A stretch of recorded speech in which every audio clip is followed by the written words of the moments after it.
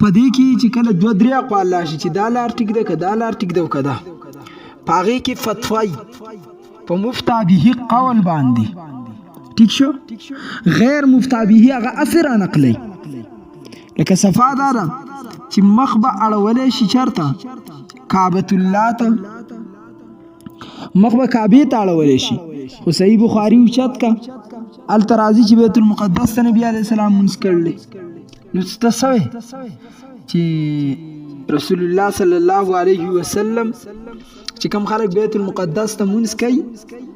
هغه د نبي علیه السلام صحیح امتیان دي دا نور نه دي صفا خبره داره ګوره دوه قوله رالو نو په دوو کې یو د مخکې ده او یو د وروستو یو چې دی ناسخ بل منسوخ دغه شان په فقه کې مرازخات دوه اقوال نو د دیو کاردار چې دیو ته یو طرف راوالي او بل پرېږدي چې کوم صحیح قولي لکه یو سړی راوالي چې قبلې ته کعبې ته به مونځ نه کې او بیت المقدس به کې صحیح بخاري کې روایت دی یا په ناسته به ولیم امتیاز نه کې په ولاړه به کې صحیح بخاري کې روایت دی یا په روژه کې به ښځه ښکلی په صحیح بخاري کې روایت دی یا وصال رمضان دوه روژې په یو سا باندې نیوی شي په منځ کې روژه ماتې به نه کې په صحیح بخاري کې روایت دی مثال په طور باندې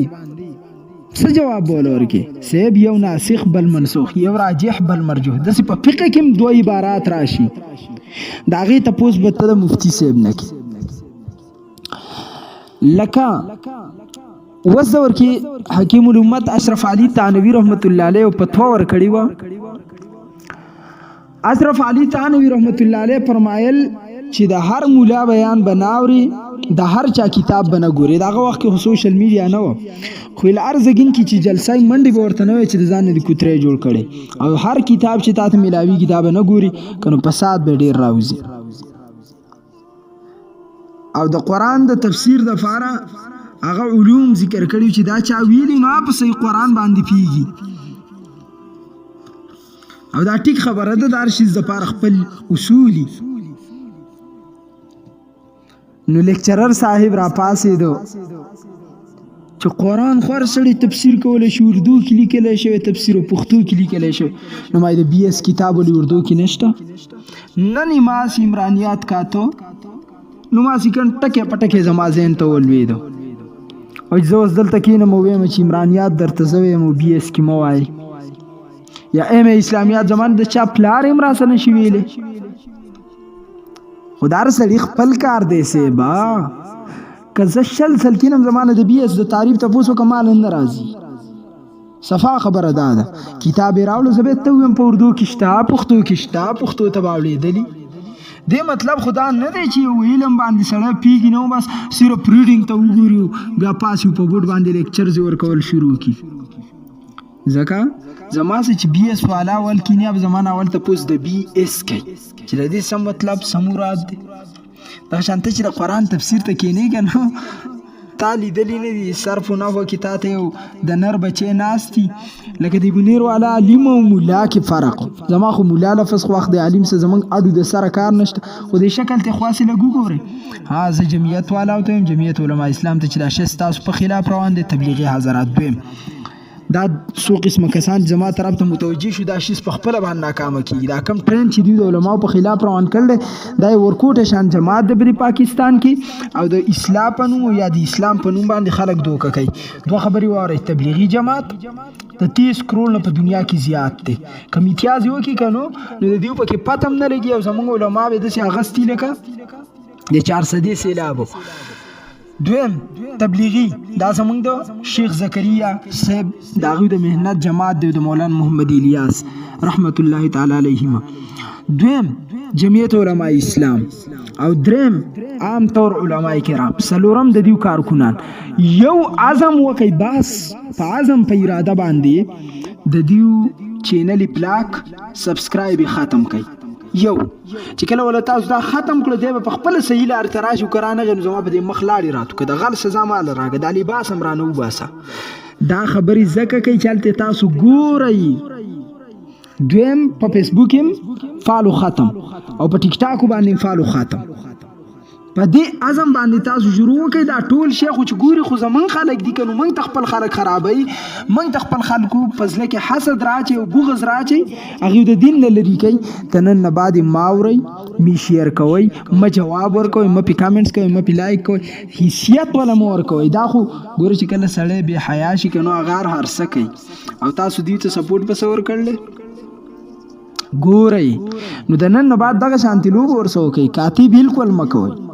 می ګورئ می اورئ ما لایک ما جواب هېڅ هم مه ورکوئ ځان پې غلی کوئ بالکل ته ګورئ چې دوی په خپله باندې وروسته کېږي دغه که نه نو دی ملا او کې عالم کې دا فرق ته یې څه شي تا له د خپلې لاندې حصې انزلو طریقه درځي دې شکل ته دې وګوره دې مخ ته دې لږ وګوره الله الله وران کړل د بعضې خلکو نو داسې قسمه خلک پرېږدئ بالکل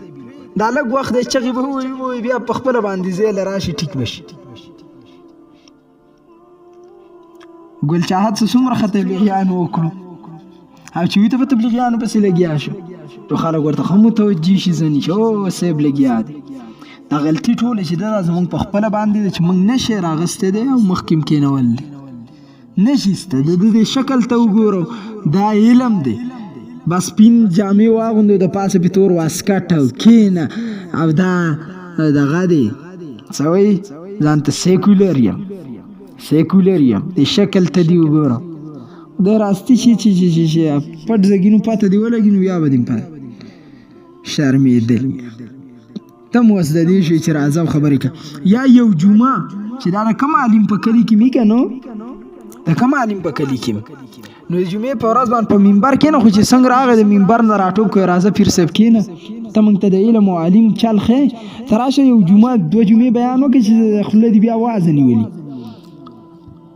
بیا خلک وایي دوی سخت دي زه له د سختۍ په ترو باندې یو خبره کوم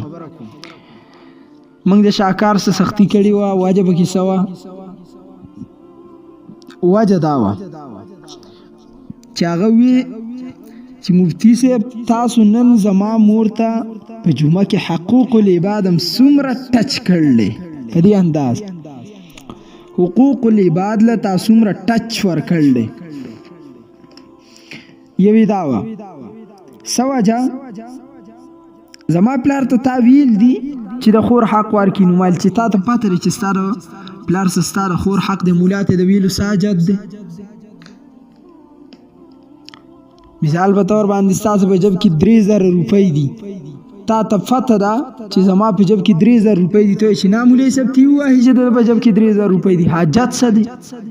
تا ته پته ده چې ستا په کور کې ستا د ترور حق دی مولا ته په منبر د ویلو حاجت څه دی ته به خپله ووایه یا کوم سړی وایي چې عالم په دې باندې خاموش ناست دی د ظلم په خلاف اواز نه اوچتوي نو ظلم په پاکستان کې روان دی نو زه ستا نه تپوس کوم څه ظلم روان دی ته فلان کې ظلم دی چې تا ته پته دی چې دا ظلم دی مولا ته د ویلو حاجت څه دی ته پخپله راوځه اواز اوچت که ستا د نیا نوکر دی ته پسې وروسته تللی چې دا کم شهیدان شو ته بې غیرته تش د خولې د ډایلاکو پښتانه پاتې شو تش د ډایلاکو پښتانه په دنیا کې پاتې شو دین نه پېژنم جماعت نه پېژنم ظلم روان دی مولا پې خبره نه کوي چې تا ته پته دی چې ستا په ملک کې ظلم روان دی خو تی ووایې که نو مولا ته د ویلو څه حاجت دی مولا ته د ویلو څه حاجت دی که ستا د نیا نوکر دی چې تا ته پته دی چې ظلم دی په خپله باندې ووایه دا اوس د حیرانتیا خبره نه ده یو سړي ته دا پته ده زما 3 ګوتې اوچتې دي تا ته ښکاري زه هم څو 3 زما سه یو نوکر دی او زه ورته یم لاړ شي چای راوړه اشاره مې وکړه هغه وایي چې نه مولوي صاحب په خوله ووایه چې لاړ شي چای راوړه نو پاسه مې وچه څپېړه به دې پورته کومه چې خره چې تا ته پته دی چې چای راوړه نو بیا ویلو ته څه حاجت دی چې تا ته پته دی چې ستا په ملک پاکستان کې ظلم روان دی مولا ته ویلو څه حاجت دی په خپله باندې ووایه که نه مولا به هغه خبره کوي چې کومه ستا نه پټی هغه خبره به کوي چې کوم ستا نه پټی چې تا ته حقیقت ښکاره دی ویلو ته څه حاجت دی په خپله باندې وکړه او چاله ورکوم حق د چا نه غواړم ان الله لا يملي الظالم اذا اخذه لم يفلته دې ته وایي عقلمندي دې ته وایي شعور. دا به سبا له راپاسي. دا خلک دي د دوی نه امیدونه، دا دی ډایلاګ والا. شرم پکار دی، لږه حیا پکار دی، لږ غیرت په ځان کې اچیل پکار دی. او ستا څه خیال دی ظلم د ټولو نه غټ څوک کوي؟ ستا دا پلار ډمې کوي، کم ډمانو پسې چې ته روان یې. ومن اظلم ممن کذب بآیات الله. څوک زیات ظالم د هغې نه دی چې د الله آیاتونو دروغ ګڼي، د الله د آیاتونو تکذیب کوي. د ټولو نه غټ دروغجن خو په اول سرتې د الله د آیات ټکراو کول د ټولو نه غټ ظلم دی. چې د ګیري مسله راشي، زړه مې صفا دی، زړه دې صفا دی. والله زړه د ابوبکر ګنده و. چا دا باندې کتل زم پې اوس پوهوم د دې قوم په حقیقت. د دې قوم حقیقت دا دی، څوک چې ګیره خرئ هغه ته وایي ګیره پرېږده، او اسلام یې په ګیره کې کېښو. کم چې تلی او په خپل باندې پردي اړم او دی په پردو اړم، هغه ته چې کله وایي دا پرېږده، اوهو ملا صرف په پچۍ کې اسلامي ښودلی. دا د دې قوم خبرې دي. دریم نمبر کومو ته چې وایي مارکیټونو ته مه ځه، ملا اسلام په مارکیټ کې ښودلی. کومو ته چې وایي جومات ته راځه، ملا اسلام صرف په مونځ کې ښودی. کم ته چې وایي زکات ورکړه، ملا اسلام صرف په زکات کې ښودلی. کم ته چې وایي اوټ صحیح زګین کې استعمال کا، ملا اسلام په اوټ کې ښودو. یار د تی پس کې دی ار یو باندې کتل دا چا یو باندې کتل دا که په پلان زید کې غلطی دار چې هغه د خزو سه یارانی کوي، هغه مولوی صاحب ما ته خزو د یارانو خبرې مکوه، د دین ما منه کوه. ابل چې دی هغه په پردي حق ډاکوال ده، هغه د حقونو خبرې پرېږده. ابل جهاد ته نشي تللی، بې غیرته دی. هغه چې کله وایي جهاد ته روان شه، صاحب راپاسي جی مولوی صاحب بناسي زه به جهاد ته ځم. هر سړي یو کار له بانه کتل، دا د اسلام تصویر ختموي. یو وایي دې کې نه دی، یو وایي دې کې نه دی، یو وایي دې کې نه دی. څه شي کې دی؟ موږ ته هم یو لار وښایه څه شي کې دی؟ شاعر دی راپاسي غول دی خوري، که مولا به زه لګیا کېږي مولیانو به شپشاد جوړ کړي، مولیانو به شپشاد جوړ کړي.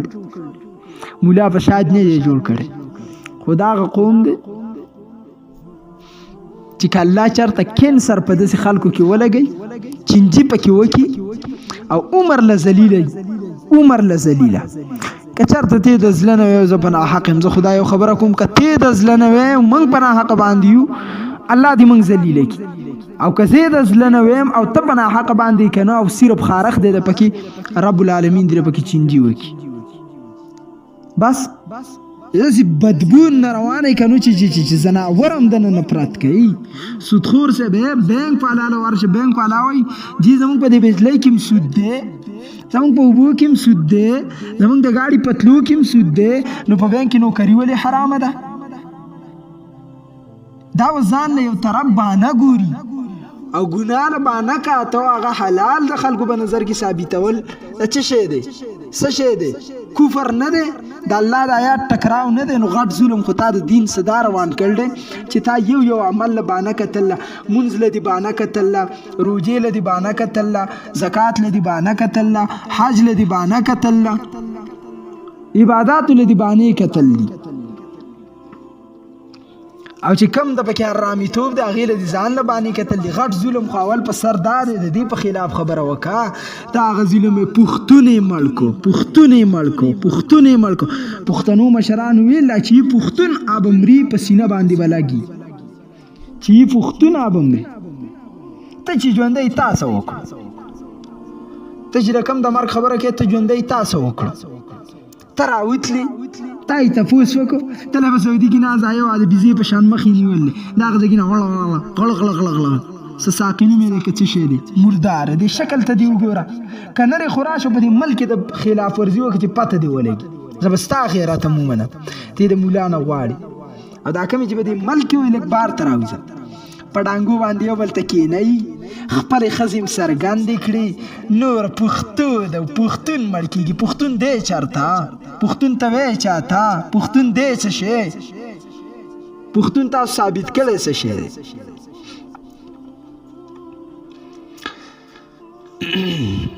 بهرحال